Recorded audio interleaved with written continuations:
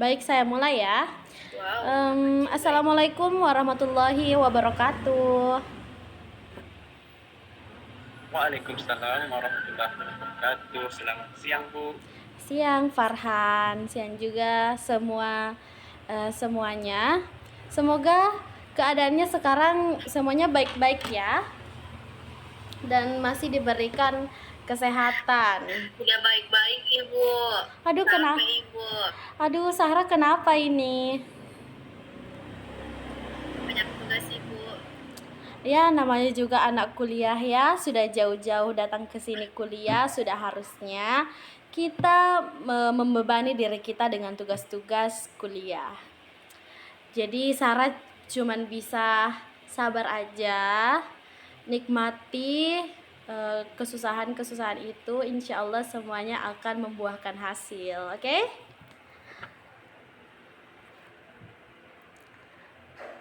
Selain Sahra nih, bagaimana dengan Farhan? Kabarnya baik-baik aja kan? Baik-baik saja, Ibu. Tapi motorku yang cedera. Kodong. Ini pasti karena ini ya, jarang ganti oli ya Farhan. Betul, Ibu. Sementara diperbaiki ini.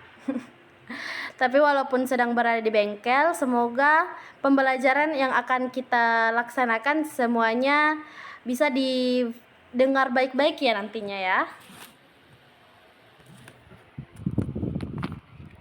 Oke, saya sepertinya langsung saja karena PPT juga sudah terpapar di atas di layar. Jadi hari ini kita akan mempelajari mengenai teks eksposisi. Nah, di sini saya memberi judul anatomi teks eksposisi, yang dimana teks eksposisi ini bisa ketika kita gunakan bisa membuat kita mengubah gagasan menjadi konstruksi logis. Jadi teks eksposisi itu dasarnya adalah sebuah gagasan yang diberisikan dengan data-data atau opini-opini yang masuk logika, yang logis ya, sesuai dengan yang sudah saya paparkan. Terlihat kan PPT yang saya paparkan?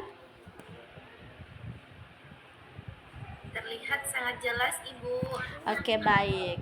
Nah, berbicara mengenai teks eksposisi, sudah tentunya kita akan berbicara mengenai gagasan atau opini atau pendapat juga boleh, dan juga tidak terlepas dari fakta atau data. Nah, mengapa teks eksposisi harus mengandalkan kedua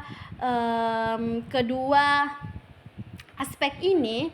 Karena sebuah teks itu memang harus berlandaskan ide-ide, penilaian atau bagaimana pandangan penulis terhadap suatu isu ya, dan juga gagasan akan diperkuat oleh peristiwa-peristiwa nyata atau data-data valid yang akan menjadi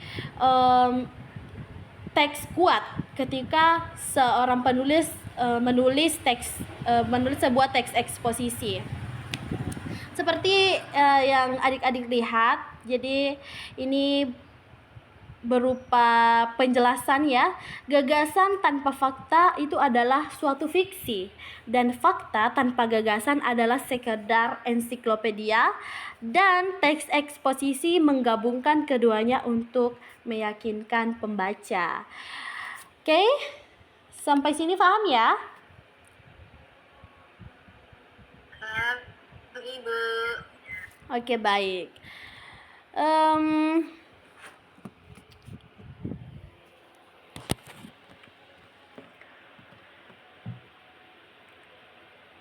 Selanjutnya, apa saja sih yang harus ada dalam teks eksposisi? Nah, di sini saya menyebutnya sebagai DNA ya. Teman-teman pasti tahu apa itu DNA. Dalam biologi, DNA itu adalah unsur-unsur yang ada di dalam tubuh manusia. Jadi di sini saya mengambil diksi DNA karena terdapat beberapa bagan-bagan yang memang harus ada di teks eksposisi. Jadi, apa saja sih yang harus ada di dalam teks eksposisi? Apa saja yang terkandung dalam teks eksposisi? Yang pertama, kita harus lihat informasi dan objektif. Jadi, teks eksposisi itu harus informatif dan juga objektif, yang dimana kita tidak bisa memiliki keberpihakan terhadap suatu isu, ya. Di sini mengklarifikasi dan mendidik pembaca tanpa unsur desakan emosional. Itu yang dikatakan oleh Keraf 1995. Lalu ada argumentatif dan juga logis. Seperti yang sudah saya jelaskan sebelumnya, teks eksposisi itu tidak akan jauh-jauh dari yang namanya argumentasi atau argumentatif dan juga logika atau kelogisan suatu teks, ya, yang dimana memiliki satu argumen utama yang disokong oleh alasan dan bukti empiris yang runtut. Teks eksposisi ini juga akan fokus pada suatu fenomena. Nah, fenomena itu bisa saja fenomena alam, sosial, politik, budaya, pokoknya suatu fenomena yang mungkin sedang hangat dibicarakan pada saat itu, ya. Dan juga terakhir, teks eksposisi itu harus bahasanya baku dan juga lugas.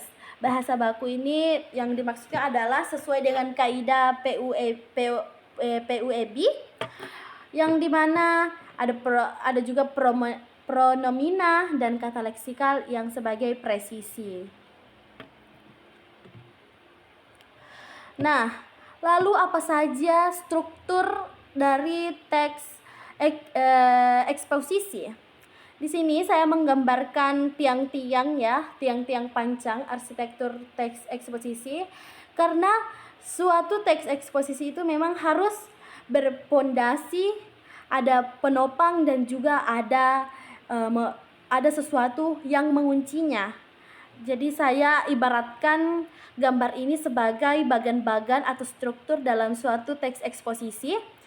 Yang pertama itu ada tesis. Nah, tesis ini adalah fondasi dalam teks eksposisi, yang dimana ia akan mengenalkan suatu isu, dan menyajikan gagasan utama. Dan juga di sini akan memaparkan bagaimana pandangan seorang penulis terhadap suatu isu. Nah, ketika teks eksposisi ini sudah memiliki fondasi, maka ia harus ada yang menopangnya. Nah, yang menopangnya yang sebagai tiang penopang adalah argumentasi, ya. Argumentasi di sini adalah suatu pembuktian yang dimana berisikan alasan logis dan juga memiliki data-data valid seperti hasil riset, statistik, dan juga pernyataan-pernyataan ahli yang memperkuat tesis. Jadi argumentasi ini adalah struktur yang akan semakin memperjelas, memperkuat, dan memperkokoh apa isu yang kita kenalkan di tesis tadi, gitu. Lalu ada penegasan ulang. Nah, penegasan ulang di sini itu sebagai pengunci atau atap jika kita mengibaratkan sebagai suatu gedung, ya. Jadi di sini penegasan ulang itu kita bisa menyimpulkan dan menegaskan kembali opini awal yang dimana menjadi highlight dalam teks itu, dan juga akan menawarkan sebuah rekomendasi solusi. Sampai di sini semuanya jelaskan? Jelas, Ibu. Oke, baik. Jelas, Ibu. Nah, karena kita sudah mengetahui nih apa saja struktur-struktur yang ada dalam teks eksposisi, saya akan langsung memperlihatkan contoh dan bagaimana mengidentifikasi suatu teks ke dalam teks eksposisi. Oke. Mungkin Sahra mungkin bisa membacakan teks yang ada di sebelah kiri atau yang bertinta hitam ya. Oke, Ibu. Ya, silahkan.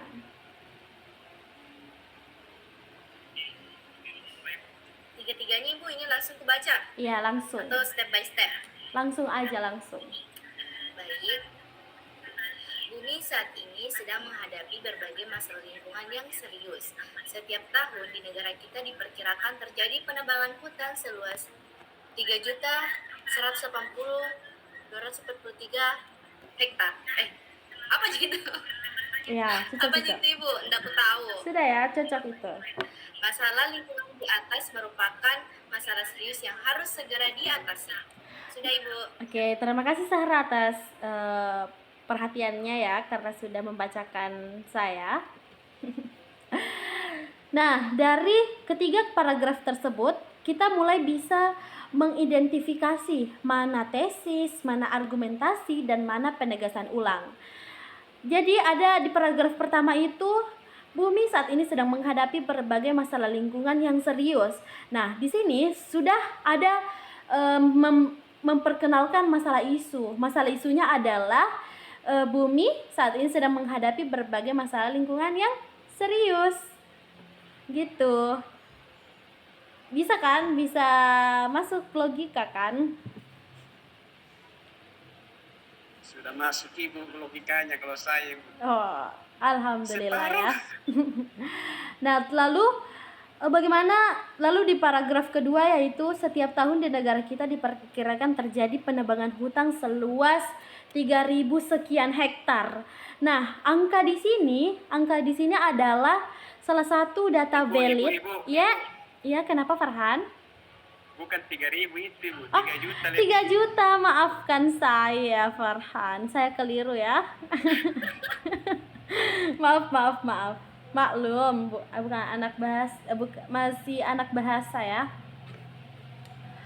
Aduh. Oke, lanjut ya. Entah itu 3.000 atau 3 juta sekian hektar. Nah, angka di sini itu adalah data empiris atau data yang diambil dari data yang valid dan bisa dibuktikan data-datanya ya. Nah, yang seperti ini yang dimaksudkan argumentasi yang menyertakan sebuah data yang valid atau fakta ya. Nah, paragraf ketiga yaitu masalah lingkungan di atas merupakan masalah serius yang harus diatasi. Di sini kita menegaskan ulang mengenai masalah bumi yang sedang memiliki banyak masalah. Jadi kita melakukan penegasan ulang atau menarik kembali kesimpulan yang memiliki urgensi dan kita bisa memberikan solusi terhadap masalah tersebut. Ya. Ya Ibu. Oke, terima kasih. Nah, ini dia 8 jenis teks eksposisi. Bisa teman-teman bisa adik-adik lihat. Ada Spektrum apa? spektrum itu hanya sebuah diksi yang saya ambil supaya ini bisa. Oh, jadi itu spektrum jenis Ibu. Iya, betul sekali. Wow, keren. Terima kasih ya Sarah atas validasinya. Oke, jadi ini ada 8 jenis teks. Dalam teks eksposisi ada definisi, proses, ilustrasi, laporan, perbandingan, pertentangan, analisis, dan klasifikasi. Oke. Saya pikir ini memiliki materi tersendiri ya, yang akan saya jelaskan di pertemuan selanjutnya. Jadi kita sekarang akan lebih fokus teks eksposisi secara umum, oke? Oke, Bu. Oke, baik. Nah, sekarang kita masuk ke kaidah kebahasaan. Di sini saya menyebutnya perkakas karena ini adalah kalau kita ibaratkan sebuah bengkel, ya Farhan ya, kan sedang di bengkel Farhan. Kita tuh harus memiliki landasan-landasan atau alat-alat perkakas ya, alat-alat yang bisa kita gunakan dalam menulis sebuah teks eksposisi. Kalau di bengkel perkakas-perkakas itu akan digunakan untuk memperbaiki entah itu motor kah, mobil kah, atau masalah-masalah kendaraan ya. Nah, apa sih perkakas-perkakas atau alat yang dimiliki oleh teks eksposisi? Yang pertama itu ada pronomina.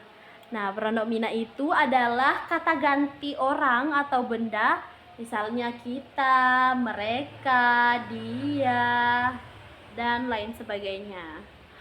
Lalu ada kata leksikal. Nah, kata leksikal ini tuh berupa nomina, verba, adjektif, dan adverbia.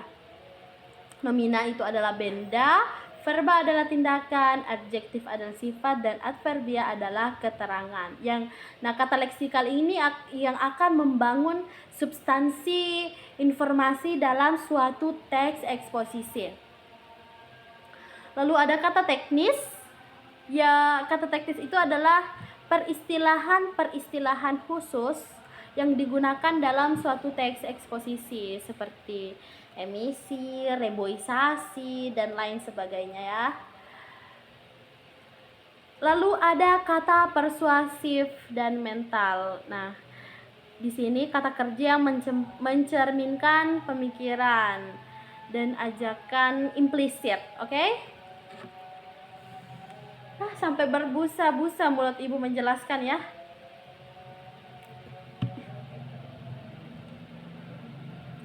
Nah, lalu apalagi perkakas penting dalam membangun sebuah argumentasi dalam teks eksposisi, yaitu konjungsi. Konjungsi itu adalah rantai logika argumentasi. Jadi di dalam konjungsi itu ada yang namanya kausalitas atau sebab akibat, lalu ada temporal atau waktu atau kronologi, kemudian ada aditif atau penambahan yang bisa memperkuat argumen sebelumnya. Seperti itu sudah cukup jelas ya? Lalu ada kohesi. Nah, kohesi ini adalah yang mengunci kepaduan suatu paragraf. Kohesi ini terbagi menjadi dua lagi, ada kohesi gramatikal, ada kohesi leksikal. Nah, kohesi gramatikal ini terbagi lagi menjadi 3 struktur yang mengikat antar kalimat. Yang pertama ada referensi, lalu substitusi, lalu ada elipsis. Referensi itu adalah kata tunjuk, substitusi adalah kata ganti frasa, lalu elipsis itu pelepasan kata yang sudah jelas konteksnya. Ada gramatikal, sudah pasti ada leksikal, ada kohesi leksikal. Nah, di sini kohesi leksikal itu sebagai variasi kosakata penjalin makna ya. Di dalam kohesi leksikal itu ada repetisi atau pengulangan kata penting, ada sinonimi dan antonimi, dan ada juga hiponimi atau kata spesifik dari sebuah kategori umum.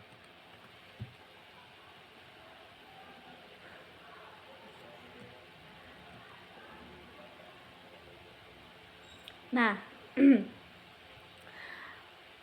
bagaimana kita bisa meng-highlight atau melihat kohesi atau koherensi yang terdapat pada sebuah teks. Nah, kita bisa lihat di teks ini.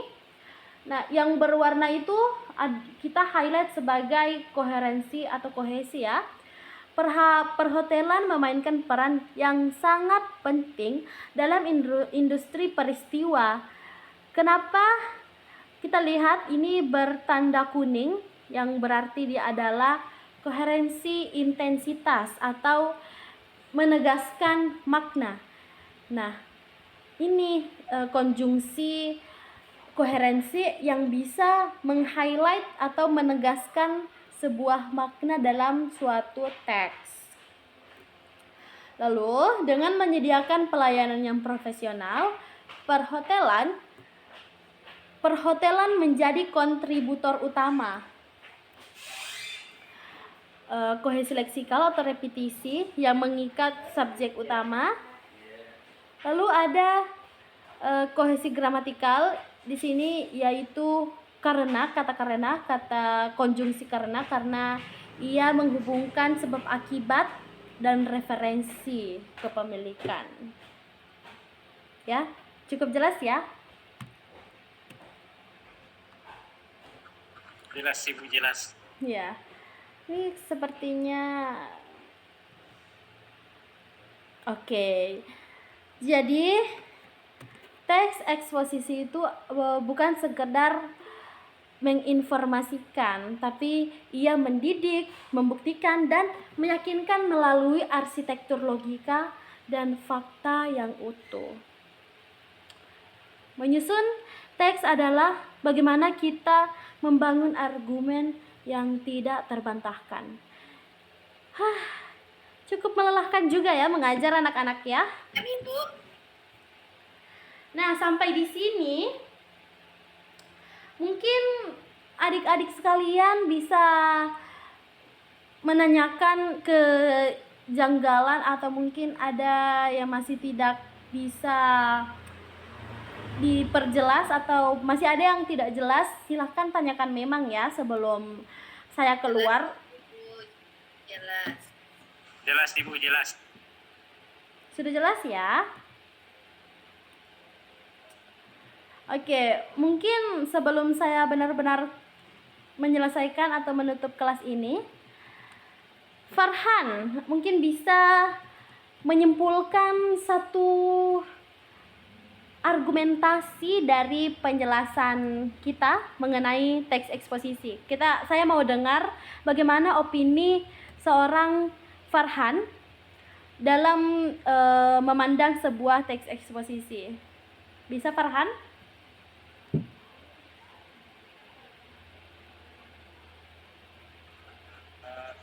Ibu, itu teks eksposisi adalah sebuah teks yang menghubungkan suatu benda, suatu kata kerja ataupun suatu kata sifat menjadi kata kerja. Misalnya itu dalam suatu misalnya bengkel itu bisa dikatakan kerjakan memiliki arti seperti dia pergi kemana ataupun suatu tempat lain seperti itu. Oke, baik. Terima kasih Farhan atas opini yang sudah dipaparkan ya. Bagaimana dengan Sarah? Mungkin Sarah juga ingin memberikan argumennya terhadap pembelajaran hari ini deh.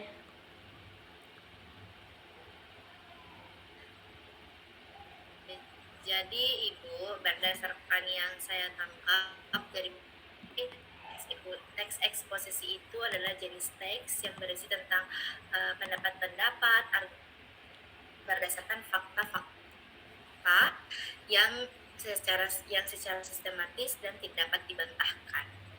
Oke, baik. Jadi begitu ya, saya pikir penjelasan saya juga sudah cukup jelas. Atau mungkin jika memang ada di penjelasan saya yang mungkin agak berbelit-belit ya, karena saya juga masih belajar. Semoga teman-teman semua bisa memaklumi ya. Karena waktu kayaknya sudah habis. Sudah Ibu. Ya, saya sepertinya akan menutup pembelajaran hari lewat ini. Lewat Ibu, lewat 10 menit Ibu. Iya, makanya itu. Oke, baik. Untuk dalam menutup pembelajaran kita hari ini, saya harap teman-teman atau adik-adik semua bisa merepresentasikan apa yang sudah kita pelajari terhadap diri sendiri, terhadap lingkungan kita, dan terhadap pekerjaan yang mungkin akan kita lakukan di masa depan. Karena saya yakin apapun itu pasti semuanya akan berdampak pada masa depan kita. Terima kasih kepada Sahra Farhan, Rizko, Rahmalia, dan lain-lain yang sudah sukarela mengikuti kelas saya hari ini ya. Terima kasih sekali lagi dan saya tutup kelas ini dengan mengucapkan wassalam. Assalamualaikum warahmatullahi wabarakatuh. Waalaikumsalam warahmatullahi Assalamualaikum wabarakatuh. warahmatullahi wabarakatuh. Selesai. Keluar makan ah? Belum panas sekali minum perempuan. Saya juga selesai mana